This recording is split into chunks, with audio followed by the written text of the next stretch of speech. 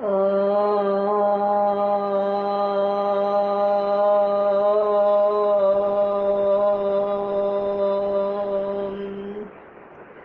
వక్రతుండ మహాకాయ సూర్యకోటి సమప్రభా నిర్విఘ్నం కురు మే దేవా సర్వకార్యేషు సర్వదా.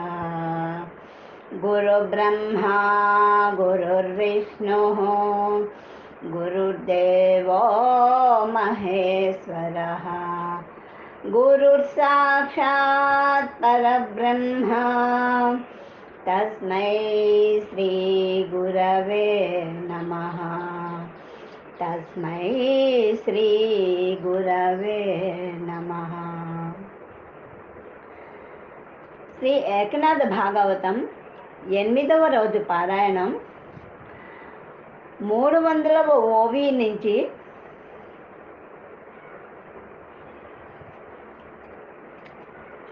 మన్నించండి 9వ రోజు పారాయణం 300 ఓవి నుంచి 350వ ఓవి వరకు.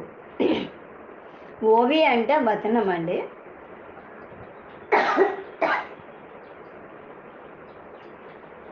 ఓం తత్సత్. శ్రీకృష్ణ ప్రసన్న. ఓం శ్రీ సాయినాథాయ నమః. శ్రీ ఏకనాథ భాగవతం. శ్రీ గణేశాయ నమః. శ్రీ సరస్వత్యై నమః. శ్రీ గురుభ్యో నమః. శ్రీ దత్తాత్రేయాయ నమః. శ్రీ రుక్మిణీ పాండురంగాభ్యాం నమః. ఓం శ్రీ జనార్దనాయ నమః.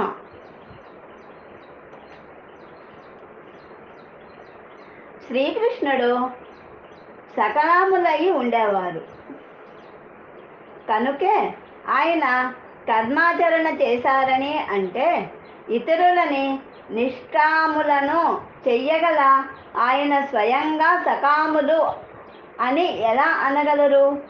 శ్రీకృష్ణుని విషయభోగ లీలలను స్మరణ చేస్తే సన్యాసులు తమంత తామే నిష్కాములు అవుతారు.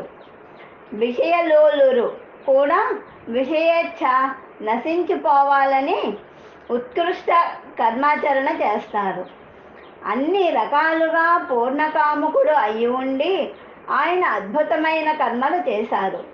మనుష్యులు స్మరణతోనే తరించాలని భగవంతుడు తన కీర్తిని వ్యాపింపచేశాడు. ఆ కర్మ ఎంత మంగళదాయకమో చూడు. అది చెవిలో కించిత్ పడినా ఆ కాష్ట శ్రవణం ద్వారానే కర్మల మాలిన్యం వెంటనే నశించిపోతుంది. శ్రవణంతో సద్భావం ఉత్పన్నం అవుతుంది. సద్భావంతో దైవం ప్రకటమవుతాడు. అందువల్ల అహంభావం నశించిపోతుంది. అలా ఈ హరికీర్తి ఉత్కృష్టమయ్యింది. శ్రీకృష్ణుని స్మరణ శ్రవణ పఠనములు చేసి చాలామంది ఉద్ధరింపబడ్డారు. ఇక మందు కూడా ఉద్ధరింపబడతారు. పూర్వజన్మలో ఎంతో పుణ్యం చేసుకుంటేనే హరికథ పట్ల శ్రద్ధ కలుగుతుంది. లేకపోతే వినేటప్పుడు అనాయాసంగా గాఢ నిద్ర వస్తుంది. ఎవరు హరికథలో తత్పరులై ఉంటారో వారి పుణ్యానికి అంతే లేదు. కీర్తనలో దీనులను ఉద్ధరించాలని శ్రీకృష్ణుడు ఈ సులభోపాయం చేశారు. హరికీర్తన గోష్ఠిని గర్జన చేసి చెబుతూ ఉంటే ప్రాయశ్చిత్త సముదాయాలు సిగ్గుపడిపోతాయి. తీర్థాల గొప్పతనం కూడా వెనుకబడిపోతుంది. కేవలం నామంతోనే ముక్తి ప్రాప్తిస్తుంది. అలా తన కీర్తనలలో ఉదారుడు, పూర్ణబ్రహ్మ, సారంగధరుడు, సర్వవ్యాపక సర్వేశ్వరుడై ఉండి లీలాదేహంతో యదువంశంలో పూర్ణావతారాన్ని ధరించారు. ఆయనకి ఇప్పటికీ పృథ్వీభారం తగ్గలేదని అనిపించట్లేదు. కారణం అత్యంత ప్రబలులై ఉన్న యాదవులందరినీ నశింపచేయాలని ఆయనకు అనిపించింది. శ్రీకృష్ణుడు కూడా ఇలా అనుకున్నారు. ఈ అవతారంలో ఈ కాస్త పనే నాకు మిగిలి ఉంది. మిగతా మా వంశాన్ని నశింపచేసి అప్పుడు నిజధామానానికి వెళ్ళాలి. ఆ యాదవుల్లో కాలస్వరూపుడైన దేవాదిదేవుడు ముందు రాబోయే భవిష్యత్తును తెలుసుకొని ఏం చమత్కారం చేశారో అది వినండి. నారదాది మునుజనులను స్వయంగా శ్రీకృష్ణుడే పిలిపించి ఆదరపూర్వకంగా ఏం చెప్పాడంటే, మీరు ఇప్పుడు ఇక్కడి నుంచి వెళ్ళిపోవాలి. కారణం, ఎక్కడ నుండి సంతులు దూరంగా పోతారో అక్కడ అనర్థం మొదలవుతుంది. అప్పుడు యాదవుల నాశనం కోసం శ్రీకృష్ణుడు ముందు అదే అవసరం అనే యుక్తిని పన్నారు. భక్తులు, సంతులు, సాధువులు ఎవరి వద్ద ఉంటారో అక్కడ అనర్థాలకు ప్రవేశం ఉండదు.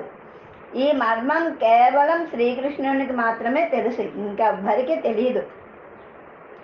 ఎక్కడ సంతుల సముదాయం ఉంటుందో అక్కడ మరణాలు కూడా ఉండవు. ఈ విషయం శ్రీకృష్ణునికి తెలిసి ఉండటం వల్ల బ్రహ్మశాపం కోసం ఆయన ఆ ఉపాయాన్ని యోచించారు.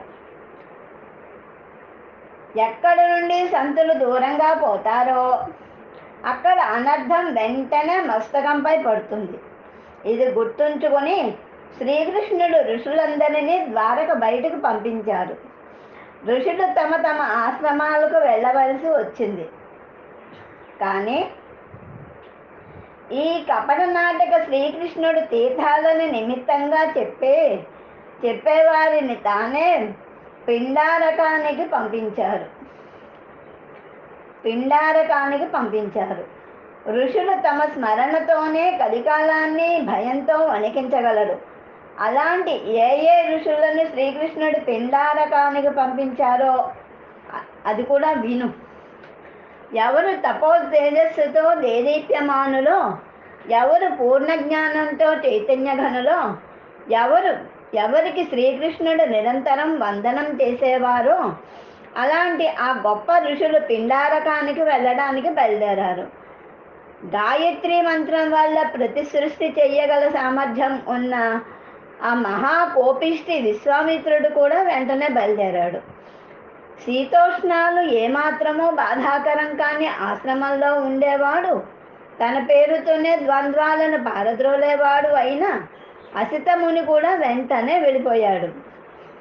సూర్యుని శరణు వేడి గుర్రం చెవిలో కూర్చుని పూర్ణ వేద పఠనం చేసిన కణ్వ మహర్షి కూడా బయలుదేరాడు.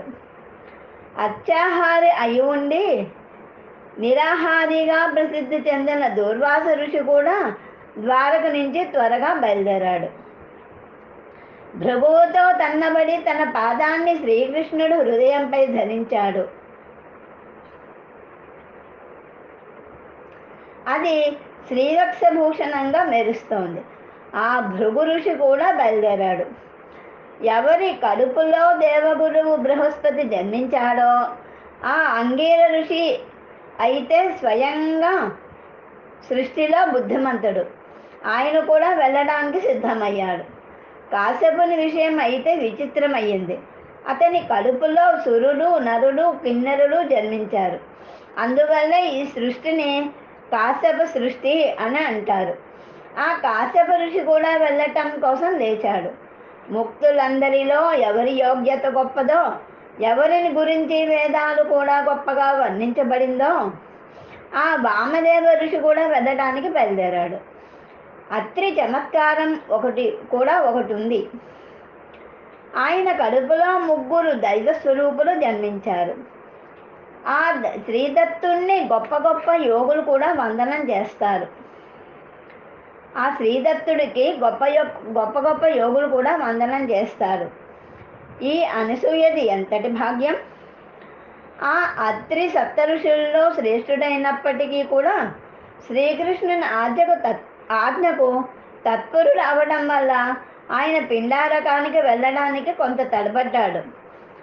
ఎవరు ఆ శ్రీరాముని సద్గురువో, ఎవరు బ్రహ్మజ్ఞానంతో అత్యంత ఉదారులో, ఎవరు తన ఉత్తరీయ మహిమతో తన తేజస్సుతో సూర్యుని కూడా వెనకపడేశాడో అలాంటి వశిష్ఠ ఋషి ఆ శ్రీకృష్ణుని సూచనను గౌరవించి ద్వారకను వదిలి వెంటనే పిండారకానికి వెళ్ళిపోయాడు. ఎవరు సర్వదా పరమానందంతో ఉంటారో, హరికీర్తనలోనే నిరంతరం ఎవరి ఉత్సాహం ఉంటుందో ఆ దేవర్షి నారదుని జ్ఞానం కూడా అగాధమైపోయింది. ఆయన భుజానికి వీణ తగిలించుకొని బ్రహ్మపదాలను పాడుతూ పాడుతూ బ్రహ్మానందంతో నర్తిస్తూ ఊగుతూ పిండారకానికి వెళ్ళిపోయాడు. అలా సర్పముని శ్రేష్ఠులు గొప్ప గొప్ప ఋషివర్యులు సపరివారంగా శిష్య సముదాయంతో సహా పిండారకంతో అపరంపరగా గుమిగూడారు. ఈ ప్రకారంగా శాపం ఇవ్వటానికి అనుగ్రహించడానికి సమర్థులైన అలాంటి ఋషులందరూ పిండారకంలో గుమిగూడి శ్రీకృష్ణుని అపూర్వ వైభవాన్ని వర్ణించసాగారు. కపట సూత్రధారి అయిన శ్రీకృష్ణుడు వెంటనే కులక్షయం చెయ్యటం కోసం తన సంతతిని కపట భావంతోనే ఒక చోట చేర్చి గొప్ప గొప్ప ఋషుల పట్ల కుచేష్టలు చెయ్యమన్నారు. నింద, అవమానం, అపహాసం చేసే బ్రాహ్మణులకి బాధ కలుగుతుంది. బ్రాహ్మణులకు పూర్ణ ద్వేషం కలిగితే అక్కడ కులక్షయం అవుతుందని తెలుసుకోవాలి. బ్రాహ్మణుని కోపం ముందు పాపం కులం ఎంతటిది, దానితో మహాదేవుని లింగమే కరిగిపోయింది. ఇంద్రుని సంపద అంతా సముద్రంలో పడిపోయింది. సముద్రమంతా కూడా కుప్పగా అయిపోయింది. అలా బ్రాహ్మణుల కోపం అనివార్యమైంది. అలా రకరకాల చరిత్రలున్న ఋషులందరూ అక్కడ జపమయ్యారు. పృథ్వీపై బ్రాహ్మణులు బ్రహ్మలు అయి ఉన్నారు. వారి మాటలు పరమ ప్రమాణం అయి ఉన్నాయి. అవి నిజం చేసి చూపించడం కోసం శ్రీకృష్ణుడు కుల సంహారం చేసి చూపించాడు. యాదవుల పుత్రులందరూ బంతి ఆట ఆడసాగారు. బంతిని పైన పట్టుకుంటూ ఒకరికొకరు కొట్టేటప్పుడు దాన్ని తప్పించుకొని పరిగెత్తసాగారు. ఈ ప్రకారంగా నానా రకాల ఆటలు ఆడుతూ ఆ యాదవుల పిల్లలు పిండారకానికి వచ్చారు. ఆ దేహాలలో శ్రీమంతుల గర్వం నిండి ఉండి వారంతా మదోన్మత్తులే గొప్ప అహంకారులయ్యారు. వారు ఏమనుకున్నారంటే, ఇక్కడ భూత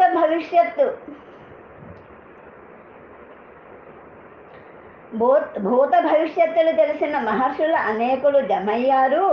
వీరి మాటలు నిజమవుతాయని అంటారు, కానీ మేము వీరిని ఖచ్చితంగా మోసగిస్తాం. కారణం, ఎప్పుడూ ఎక్కడా జరగడానికి వీలైనటువంటి విషయం కేవలం వీరి మాటలతో ఎలా జరుగుతుంది అని గొప్ప గొప్ప ఋషుల ముందు యాదవ వంశంలోని ఆ పిల్లలు ఒక కపటాన్ని చేశారు. వెంటనే లక్ష్మీ మదంతో మదించి ఉన్నారు. దానిపై కపటయుక్తి పన్నారు. వారు జాంబవంతుని పుత్రుడైన సాంబుడు అనే అతనికి స్త్రీ వేషం వేసి శోభింపచేశారు. అతను చామఛాయతో మెరిసే కళ్ళతో అందంగా ఉంటాడు. అతనికి స్త్రీ వేషం బాగా శోభించింది. అభినయించడంలో కూడా నిపుణుడై ఉన్న అతను స్త్రీల లజ్జ, హాస్యం, నేత్ర కటాక్షాది హావభావాలు ఇత్యాదులను ఉత్తమ పద్ధతిలో చూపించసాగాడు. కళ్ళకి కాటుక పెట్టుకున్న అతను తన కళ్ళని ఎలా తిప్పాడంటే దానితో అతని నుంచి దృష్టి కూడా తిప్పుకోలేనంత అయ్యింది. అతను స్వతహాగా సుందరంగా నాజూకుగా ఉన్నాడు. అందులోనూ హంసగతితో నెమ్మదిగా నడుస్తుంటాడు.